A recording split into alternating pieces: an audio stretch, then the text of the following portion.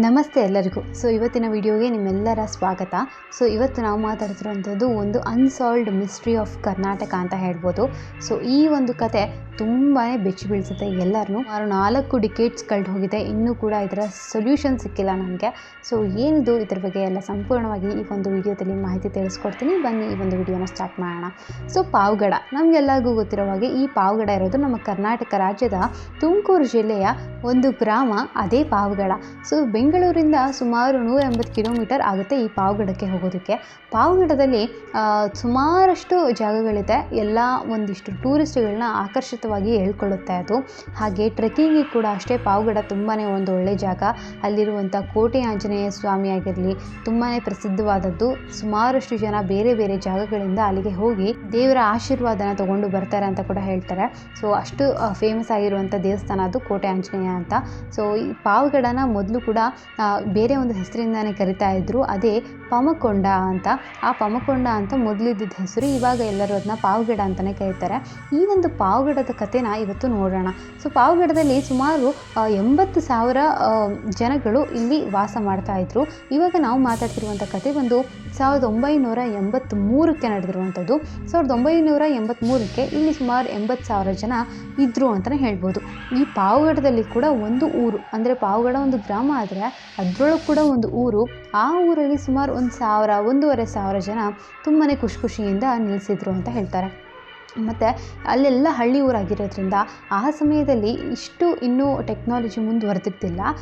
ಇವಾಗ ಆ ಒಂದು ಕತೆಗೆ ಹೋಗೋಣ. ಆ ಒಂದು ಕಥೆಯ ಪ್ರಕಾರ ಅದು ಏಪ್ರಿಲ್ ತಿಂಗಳಾಗಿತ್ತು. ಏಪ್ರಿಲ್ ತಿಂಗಳು ಅಂದರೆ ತುಂಬಾ ಸೆಕೆಗಾಲ ಅದು.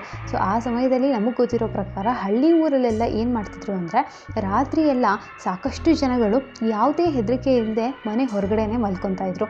ಇವಾಗೆಲ್ಲ ನಾವು ತುಂಬ ಕಡಿಮೆ ಆ ಒಂದು ಸನ್ನಿವೇಶಗಳನ್ನ ನೋಡಿದ್ರೂ ಯಾವುದಾದ್ರೂ ಗಂಡು ಮಕ್ಕಳು ಮಲಗಿರ್ತಾರೆ ಬಿಟ್ಟರೆ ಹೆಣ್ಮಕ್ಳೆಲ್ಲ ಇವಾಗ ಮಲಗೋದು ತುಂಬ ಕಡಿಮೆ. ಆದರೆ ಆ ಒಂದು ಸಂದರ್ಭದಲ್ಲಿ ಕಾಲ ಆಗಿರಲಿಲ್ಲ, ಎಲ್ಲ ಕಡೆಯೂ ಸುರಕ್ಷತೆ ಇತ್ತು. ಈಗಿನ ಥರ ಯಾವುದೇ ಥರ ಭಯ ಇರಲಿಲ್ಲ, ಯಾವುದೇ ಕಳ್ತನ ಇರಲಿಲ್ಲ. ಎಲ್ಲರೂ ಮನೆಯಿಂದ ಹೊರಗೆ ಮಲಗ್ಬೋದಿತ್ತು. ಆ ಥರ ಒಂದು ಸೌಲಭ್ಯ ಆಗಿನ ಕಾಲದಲ್ಲಿತ್ತು, ಈಗಿನ ಕಾಲದಲ್ಲಿ ಇಲ್ಲ. ಆ ಸಂದರ್ಭದಲ್ಲಿ ನಡೆದಂಥ ಕತೆ ಇದು. ಏಪ್ರಿಲ್ 29, 1983 ಇವತ್ತು ನಡೆದಂಥ ಕತೆ ಇದು. ರಾತ್ರಿ ಒಂದು ಕುಟುಂಬ, ಅಪ್ಪ ಅಮ್ಮ ಮಕ್ಕಳು ಎಲ್ಲರೂ ಹೊರಗೆ ಮಲಗಿರ್ತಾರೆ. ಆ ಒಂದು ಸಂದರ್ಭದಲ್ಲಿ ಒಂದು ಪುಟ್ಟ ಹುಡುಗಿ, 5 ವರ್ಷ ಆಗಿರುತ್ತೆ ಆ ಹುಡುಗಿಗೆ. ಆ ಹುಡುಗಿ ರಾತ್ರಿ ಎಲ್ಲ ಅಪ್ಪ ಅಮ್ಮನ ಜೊತೆ ಮಲಗಿರೋಳು ಬೆಳಿಗ್ಗೆ ಎದ್ದಳಷ್ಟೊಳಗೆ ಆ ಹುಡುಗಿ ಇರೋದೇ ಇಲ್ಲ, ಎಲ್ಲೋ ಕಾಣೆ ಆಗಿಬಿಟ್ಟಿರ್ತಾಳೆ. ಅವ್ರ ಅಪ್ಪ ಅಮ್ಮಂಗೆ, ಅವ್ರ ಫ್ಯಾಮಿಲಿಗೆ ಎಲ್ಲರಿಗೂ ತುಂಬಾ ಬೇಜಾರಾಗುತ್ತೆ. ತುಂಬ ಹುಡುಕ್ತಾರೆ, ತುಂಬ ಒಂಥರ ಆಶ್ಚರ್ಯ ಆಗಿ ಅವ್ರಿಗೆ ಭಯ ಆಗೋಕ್ಕೆ ಸ್ಟಾರ್ಟ್ ಆಗುತ್ತೆ.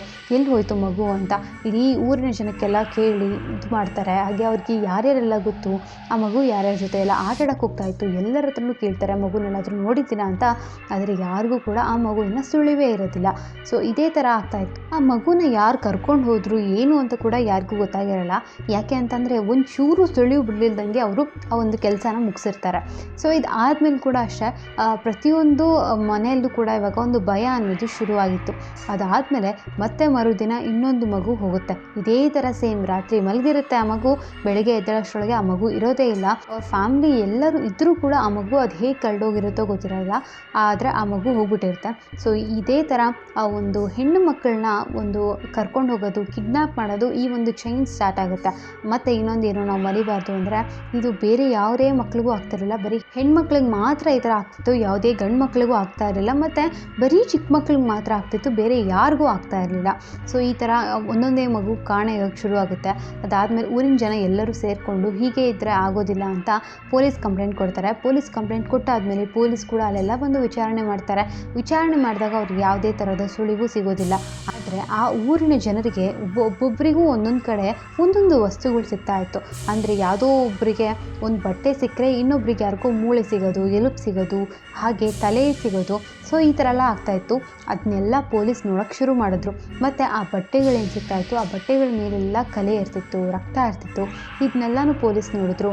ಹಾಗೆ ಒಂದು ಸತಿ ತಲೆ ಬುಳ್ಳೆ ಬಿದ್ದಿತ್ತು. ಒಂದು ಕಡೆ ಎಲ್ಲೋ ಒಂದು ಕಡೆ ತಲೆ ಬುಳ್ಳೆನ ಬಿಸಾಕ್ಬಿಟ್ಟಿದ್ರು.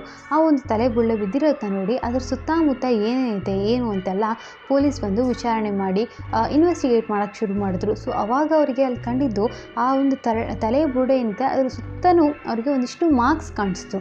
ಅದು ಹೇಗೆ ಅಂದರೆ ಹೆಜ್ಜೆ ಗುರುತುಗಳ ಥರ ಇತ್ತು. ಆ ಹೆಜ್ಜೆ ಗುರುತು ಯಾವುದಾಗಿರ್ಬೋದು ಏನು ಅಂತ ನೋಡಿದ್ರೆ ಯಾವುದೋ ಒಂದು ಪ್ರಾಣಿಯ ಒಂದು ಹೆಜ್ಜೆ ಗುರುತು ಅಂತ ಅವ್ರಿಗೆ ಗೊತ್ತಾಯಿತು. ಸೊ ಇವಾಗ ಎಲ್ಲರಿಗೂ ಒಂದು ಡೌಟ್ ಸ್ಟಾರ್ಟ್ ಆಗಿದ್ದೇನು ಅಂದರೆ ಇದು ನಿಜವಾಗ್ಲೂ ಮಾಡ್ತಾ ಇದ್ದಿದ್ದು ಮನುಷ್ಯನಿನ ಅಥವಾ ಯಾವುದಾದ್ರೂ ಪ್ರಾಣಿನ ಅಂತ ಅವ್ರಿಗೆ ಒಂದು ಡೌಟ್ ಸ್ಟಾರ್ಟ್ ಆಗುತ್ತೆ. ಯಾಕೆ ಅಂತಂದರೆ ಅವರು ಅಂದ್ಕೊಂಡಿದ್ದು ಇಷ್ಟು ದಿನಾನು ಯಾವುದೋ ಮನುಷ್ಯನೇ ಅಂತ, ಆದರೆ ಇವಾಗ ಅವ್ರಿಗೆ ಮನುಷ್ಯನೂ ಅಲ್ಲ ಪ್ರಾಣಿನೂ ಆಗಿರ್ಬೋದು ಅನ್ನೋ ಒಂದು ಡೌಟ್ ಸ್ಟಾರ್ಟ್ ಆಗುತ್ತೆ. ಯಾಕೆ ಅಂತಂದರೆ ಅದ್ರ ಸುತ್ತಲೂ ಆ ಒಂದು ಹೆಜ್ಜೆ ಮಾರ್ಕ್ಗಳಿರುತ್ತೆ. ಆ ಹೆಜ್ಜೆ ಮಾರ್ಕ್ಗಳು ಒಂದು ನಾಯಿ ಹೆಜ್ಜೆ ಮಾರ್ಕ್ ಆಗಿತ್ತು, ಇಲ್ಲ ಅಂತಂದರೆ ಆ ಊರಿನಲ್ಲಿರುವ ತೋಳಗಳ ಹೆಜ್ಜೆ ಮಾರ್ಕ್ ಆಗಿತ್ತು ಅಂತ ಆ ಜನಗಳಿಗೆಲ್ಲರಿಗೂ ಡೌಟ್ ಸ್ಟಾರ್ಟ್ ಆಗುತ್ತೆ.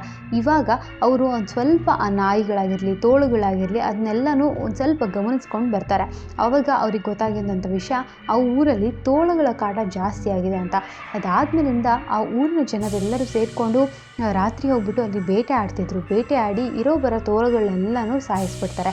ಆ ಥರ ಸಾಯಿಸಾದ್ಮೇಲೆ ಸತತವಾಗಿ 2 ತಿಂಗಳುಗಳ ಕಾಲ ಕೂಡ ಒಂದೇ ಒಂದು ಮಗು ಕೂಡ ಅಲ್ಲಿ ಕಿಡ್ನ್ಯಾಪ್ ಆಗೋದಿಲ್ಲ. ಸೊ ಎಲ್ಲರಿಗೂ ಇವಾಗ ಒಂದು ಸ್ವಲ್ಪ ರಿಲ್ಯಾಕ್ಸ್ ಆಗುತ್ತೆ. ಹೌದು, ನಾವೆಲ್ಲ ತೋಳುಗಳನ್ನ ಸಾಯಿಸಿದ್ವಿ, ಇವಾಗ ಯಾವ ಮಗುನೂ ಈ ಥರ ಕಾಣೆ ಆಗ್ತಿಲ್ಲ, ನಾವು ಹೇಗೂ ಬಚಾವಾದ್ವಿ ಅಂತ ಎಲ್ಲರಿಗೂ ಅನ್ಸೋಷ್ಟರೊಳಗೆ ಮತ್ತೆ ಒಂದು ಸ್ಟಾರ್ಟ್ ಆಗುತ್ತೆ. ಸೊ ಈ ಥರ ಮತ್ತೆ ಇನ್ನೊಂದು ಹುಡುಗಿ ಕಾಣೆ ಆಗ್ತಾಳೆ. ಇನ್ನೊಂದು ಹುಡುಗಿ ಕಾಣೆ ಆದಮೇಲೆ ಮತ್ತೆ ಎಲ್ಲರಿಗೂ ಒಂಥರ ಟೆನ್ಷನ್ ಆಗುತ್ತೆ. ಯಾಕಂದರೆ ಇವಾಗ ಯಾವ ತೋಳುಗಳು ಕೂಡ ಊರಲ್ಲಿಲ್ಲ, ಎಲ್ಲ ತೋಳುಗಳನ್ನೂ ಕೂಡ ಸಾಯಿಸಾಗಿದೆ. ಇವಾಗ ಯಾರು ಮಾಡ್ತಾ ಇದ್ದಾರೆ ಅಂತ ಮತ್ತೆ ಬೇಜಾರಾಗಿ ಮತ್ತೆ ಟೆನ್ಷನ್ ಆಗುತ್ತೆ ಎಲ್ಲ ಊರಿನ ಜನತೆಗೆ.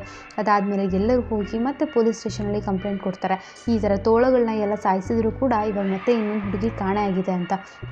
ಅದಾದಮೇಲೆ ಪೊಲೀಸವ್ರಿಗೆ ನಿಜವಾಗ್ಲೂ ಡೌಟ್ ಬರೋದು, ಹೌದು ನಾವೆಲ್ಲ ಒಂದು ಹೆಜ್ಜೆ ಗುರುತನ್ನ ನೋಡಿಬಿಟ್ಟು ಇಲ್ಲಿ ಸುಮ್ಮನಾಗ್ಬಿಟ್ವಿ ತೋಳುಗಳು ಅಂತ, ಬಟ್ ಹೇಗೆ ಸಾಲಿಡ್ ಪ್ರೂಫ್ ಕೂಡ ಯಾವುದೂ ಇಲ್ಲ ತೋಳುಗಳೇ ಇದನ್ನೆಲ್ಲ ಮಾಡ್ತಾ ಇರೋದು ಅಂತ.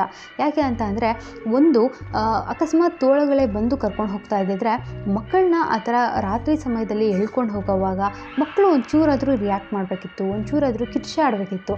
ಆದರೆ ಯಾವ ಮಕ್ಕಳು ಕೂಡ ಕಿರ್ಚಾಡ್ತಾ ಇಲ್ಲ. ಅದು ಹೇಗೆ ಅಷ್ಟು ಸೈಲೆಂಟಾಗಿ ತೋಳುಗಳು ಎಳ್ಕೊಂಡು ಹೋಗೋಕ್ಕೆ ಸಾಧ್ಯ? ಮತ್ತು ಅಕಸ್ಮಾತ್ ಹಾಗೂ ಎಳ್ಕೊಂಡು ಹೋದ್ರೂ ಆ ಎಳ್ಕೊಂಡು ಹೋಗಿರುವಂಥ ಒಂದಿಷ್ಟು ಮಾರ್ಕ್ ಆದರೂ ಬಿದ್ದಿರಬೇಕು, ಅದು ಸುಮ್ಮನೆ ಎಳ್ಕೊಂಡು ಹೋಗೋಕ್ಕಾಗಲ್ಲ. ಸೊ ಅಲ್ಲೆಲ್ಲಾದರೂ ಒಂದು ಸ್ವಲ್ಪ ಮಾರ್ಕ್ಗಳು ಬಿದ್ದಿರಬೇಕು. ಯಾವುದೇ ಥರ ಮಾರ್ಕ್ಗಳು ಬೀಳ್ತಾ ಇಲ್ಲ, ಅದು ಹೇಗೆ ಸಾಧ್ಯ ಅಂತ ಬರುತ್ತೆ. ಅದಾದಮೇಲೆ ಇನ್ನೊಂದು ಮೇನ್ ಥಿಂಗ್ ಅಬ್ಸರ್ವ್ ಮಾಡೋದಂದರೆ ತೋಳುಗಳು ರಾತ್ರಿ ಒಂದು ಎಳ್ಕೊಂಡು ಹೋಗುವಂಥ ಸಂದರ್ಭದಲ್ಲಿ ಅದು ಹೆಣ್ಣು ಮಗುನ ಗಂಡು ಮಗುನ ಅಂತ ಹೇಗೆ ನೋಡುತ್ತೆ? ಯಾಕೆಂತಂದರೆ ಯಾವುದೇ ಥರ ಗಂಡು ಮಕ್ಕಳು ಹೋಗ್ತಾ ಇಲ್ಲ, ಬರೀ ಹೆಣ್ಣು ಮಕ್ಕಳೇ ಹೋಗ್ತಿರೋದ್ರಿಂದ ಹೆಣ್ಣು ಮಕ್ಕಳನ್ನ ಹೇಗೆ ತೋಳುಗಳು ಎಳ್ಕೊಂಡು ಹೋಗುತ್ತೆ ಅನ್ನೋ ಒಂದು ಕುತೂಹಲ ಕೂಡ ಇವಾಗ ಎಲ್ಲರಿಗೂ ಸ್ಟಾರ್ಟ್ ಆಗುತ್ತೆ. ಇದು ಒಂದು ದೊಡ್ಡ ಡೌಟ್ ಆಗಿ ಪೊಲೀಸರಿಗೆ ಕೂಡ ಕುತ್ಕೊಳ್ಳುತ್ತೆ. ಸೊ ಮಾರನೇ ದಿನ ಅವ್ರಿಗೆ ಮತ್ತೆ ಒಂದು ಬಟ್ಟೆ ತುಂಬ ರಕ್ತದ ಕಲೆಗಳು ಸಿಗುತ್ತೆ. ಆ ರಕ್ತದ ಕಲೆಗಳು ಮತ್ತು ಒಂದಿಷ್ಟು ವಸ್ತುಗಳೆಲ್ಲ ಸಿಗ್ತಾ ಇರುತ್ತೆ. ಅದಾದಮೇಲೆ ಎಲ್ಲ ಪೇರೆಂಟ್ಸ್ಗೂ ಗೊತ್ತಾಗುತ್ತೆ ಅದು ತಮ್ಮ ಮಕ್ಕಳದೇ ಅಂತ. ಅಂದರೆ ಯಾವುದೆಲ್ಲ ಮಕ್ಕಳು ಇವಾಗ ಹೋಗಿದ್ದಾರೆ ಅವ್ರು ಯಾರು ಉಳ್ಕೊಂಡಿಲ್ಲ ಅನ್ನೋದೊಂದು ಎಲ್ಲ ಅಲ್ಲಿ ಇರುವಂಥ ಊರಿನ ಜನತೆಗೆ ಗೊತ್ತಾಗ್ತಾ ಇರುತ್ತೆ. ಸೊ ಇವಾಗ ಏನೊಂದು ಬಟ್ಟೆ ಮತ್ತು ಅದರ ತುಂಬ ರಕ್ತ ಸಿಕ್ಕಿರುತ್ತೆ, ಒಂದು ಪೊಲೀಸ್ ಡಾಗ್ನ ಕರ್ಕೊಂಡು ಹೋಗ್ತಾರೆ. ಆ ಪೊಲೀಸ್ ಡಾಗ್ನ ಕರ್ಕೊಂಡು ಹೋಗ್ಬಿಟ್ಟು ಅದು ಸ್ಮೆಲ್ ಮಾಡುತ್ತೆ. ಸೊ ಪೊಲೀಸ್ ಡಾಗ್ಸ್ಗೆಲ್ಲ ಒಂದು ಕೆಪಾಸಿಟಿ ಇರುತ್ತೆ ಸ್ಮೆಲ್ ಮಾಡಿ ಹೋಗಿ ಅದು ಯಾವ ಜಾಗದಿಂದ ಬಂದಿದೆ ಏನು ಅಂತ ತಿಳ್ಕೊಳ್ಳೋದಕ್ಕೆ. ಸೊ ಅದಾದ ಕೂಡಲೇ ಆ ಒಂದು ನಾಯಿ ಏನು ಅಲ್ಲಿ ಸ್ಮೆಲ್ ಮಾಡಿಬಿಟ್ಟು ಹೋಗುತ್ತೆ, ಅದು ಒಂದು ಸೀದಾ ಒಂದು ಗುಹೆಗೆ ಕರ್ಕೊಂಡು ಹೋಗುತ್ತೆ. ಆ ಗುಹೆ ಹತ್ರ ಹೋಗಿ ಅಲ್ಲಿ ನಿಂತ್ಕೊಂಡ್ಬಿಡುತ್ತೆ. ಸೊ ಎಲ್ಲ ಪೊಲೀಸ್ಗಳು ಕೂಡ ಅಷ್ಟೇ, ಅಫಿಷಿಯಲ್ಸ್ ಎಲ್ಲರೂ ಹೋಗ್ಬಿಟ್ಟು ಆ ಗುಹೆ ಹತ್ರ ಹೋಗ್ತಾರೆ. ಗುಹೆ ಒಳಗೆಲ್ಲ ಹುಡುಕ್ತಾರೆ ಏನಾದರೂ ಸಿಗುತ್ತಾ ಅಂತ, ಬಟ್ ಅವ್ರಿಗೆ ಏನೂ ಸಿಗೋದಿಲ್ಲ. ಸೊ ಇವಾಗ 4 ಡಿಕೇಡ್ಸ್ ಆಗಿದೆ. ಅಂದರೆ 1983ರಲ್ಲಿ ಇವಾಗ ನಾವಿರೋದು 2025. ಸೊ ಇಷ್ಟು ವರ್ಷಗಳಾದ್ರೂ ಇನ್ನೂ ಯಾವುದೇ ತರಹದ ಅದರ ಬಗ್ಗೆ ಕ್ಲೂ ಸಿಕ್ಕಿಲ್ಲ ನಮಗೆ. ಸೊ ಇದಿನ್ನೂ ಹಾಗೆ ಅನ್ಸಾಲ್ವ್ಡ್ ಮಿಸ್ಟ್ರಿ ಕೇಸಲ್ಲಿ ಹೋಗಿ ಕೂತ್ಕೊಂಡಿದೆ. ಅಂದರೆ ಇದಕ್ಕೆ ಯಾವುದೇ ಥರದ ಉತ್ತರ ಸಿಗೋದಿಲ್ಲ ಅನ್ನೋವಂಥ ಇದು ಫೈಲ್ ಆಗಿಬಿಟ್ಟು ಇದು ಈ ಒಂದು ಕೇಸನ್ನ ಮುಚ್ಚಾಕಿದ್ದಾರೆ ಅಂತ ಹೇಳ್ಬೋದು. ಬಟ್ ಇದು ಎಷ್ಟೇ ವರ್ಷಗಳಾದ್ರೂ ಒಂಥರ ಕುತೂಹಲ ಇರುತ್ತೆ, ಯಾಕೆ ಈ ಥರ ಆಯಿತು ಏನು ಅಂತ. ಸಾಕಷ್ಟು ಜನ ಹೇಳೋವಂಥ ಪ್ರಕಾರ ಆ ಊರಿನ ಹೊರಗೆ ಒಬ್ಬ ಮಾಟ ಮಾಡೋವಂಥ ವ್ಯಕ್ತಿ ಇದ್ದಂತೆ. ಆ ಮಾಟವಾದಿ ಏನಾದರೂ ಈ ಮಕ್ಕಳನ್ನೆಲ್ಲ ಕರ್ಕೊಂಡು ಅವ್ನಿಗೆ ಏನಾದರೂ ಕೆಲವೊಂದಿಷ್ಟು ರಿಚುವಲ್ಸ್ ಎಲ್ಲ ಇರುತ್ತಲ್ವ, ಅವ್ರಿಗೇನೋ ಅವರು ಮಾಡ್ಕೋಬೇಕು ಅನ್ನೋ ಒಂದು ಕಾರಣಕ್ಕೆ, ಅಂದರೆ ಅವರ ಅಡ್ವಾಂಟೇಜ್ಗೋಸ್ಕರ ಏನಾದರೂ ಈ ಥರ ಮಕ್ಕಳನ್ನೆಲ್ಲ ಬಲಿ ಕೊಟ್ರಾ ಏನು ಅಂತೆಲ್ಲ ಇರುತ್ತೆ. ಯಾಕೆ ಅಂತಂದರೆ ಆ ಥರ ಮಾಟವಾದಿಗಳು ಏನಾದರೂ ಒಂದು ಪರ್ಟಿಕ್ಯುಲರ್ ಇರುತ್ತೆ ಅವರಿಗೆ, ಈ ಥರ 5 ಹೆಣ್ಮಕ್ಳು 10 ಹೆಣ್ಮಕ್ಳು ಬರೀ ಹೆಣ್ಮಕ್ಳು ಈ ಥರ ಏನಾದರೂ ನಾವು ಬಲಿ ಕೊಡ್ತೀವಿ ಅಂತ. ಅಂತ. ಸೊ ಆ ಥರ ಏನಾದರೂ ಯಾರಾದರೂ ಮಾಡಿ ಬಲಿ ಕೊಟ್ಟಿದ್ದಾರೆ ಹೆಣ್ಮಕ್ಳನ್ನ ಅಂತ ಎಲ್ಲರಿಗೂ ಅದೊಂದು ಡೌಟ್ ಹಾಗೇ ಕಾಡ್ತಾ ಕೂತಿರುತ್ತೆ. ಆದರೆ ಈ ಒಂದು ಕೇಸ್ ಮಾತ್ರ ಸಾಲ್ವ್ ಆಗೇ ಇಲ್ಲ ಇದುವರೆಗೂ. ಸೊ ಅನ್ಸಾಲ್ವ್ಡ್ ಕೇಸ್ ಥರನೇ ಇದು ಕೂತ್ಕೊಂಡ್ಬಿಟ್ಟಿದೆ ಅಂತ ಹೇಳ್ಬೋದು. ಸೊ ನಮ್ಮ ಕರ್ನಾಟಕದಲ್ಲಿ ಇರುವಂಥ ಒಂದಿಷ್ಟು ಮಿಸ್ಟೀರಿಯಸ್ ಕಥೆಗಳಲ್ಲಿ ಇದು ಕೂಡ ಒಂದು ಅನ್ಸಾಲ್ವ್ಡ್ ಕೇಸ್. ಸೊ ನಿಮ್ಗೆ ಏನು ಅನ್ನಿಸ್ತು? ಯಾರೆಲ್ಲ ಪಾವಗಡದಿಂದ ಇದ್ದೀರಾ? ನಿಮ್ಗೆ ಏನಾದರೂ ಇದ್ರ ಬಗ್ಗೆ ಗೊತ್ತಾ ಅಂತ ಕೂಡ ಅಷ್ಟೇ ಕಮೆಂಟ್ ಮೂಲಕ ತಿಳಿಸೋದನ್ನ ಮರಿಬೇಡಿ.